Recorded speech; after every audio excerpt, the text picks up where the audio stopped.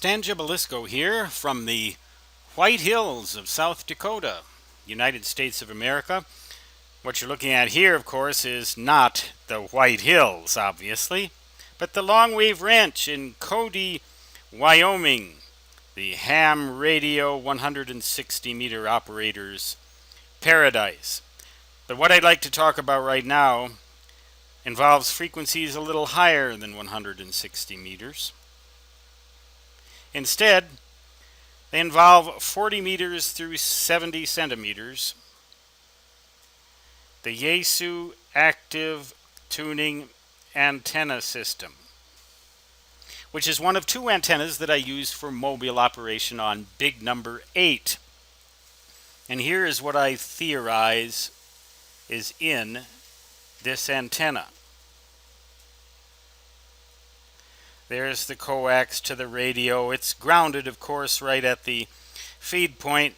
My theory is that there is a tapped inductor that is mechanically tuned by commands from the microprocessor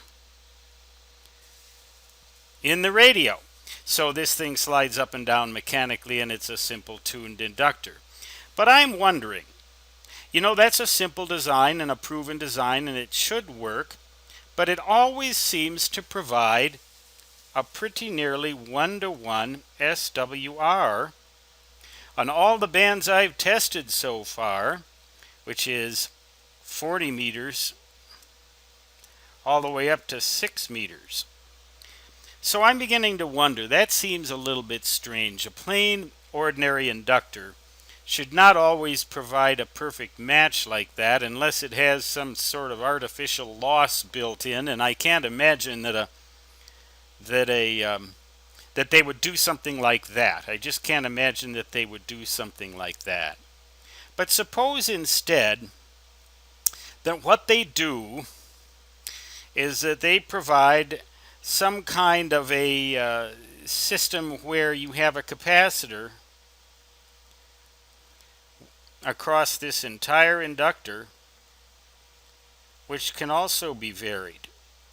And then you vary the tap like that. Now, this particular kind of antenna tuning system I have elaborated upon in other videos. It seems to tune almost anything.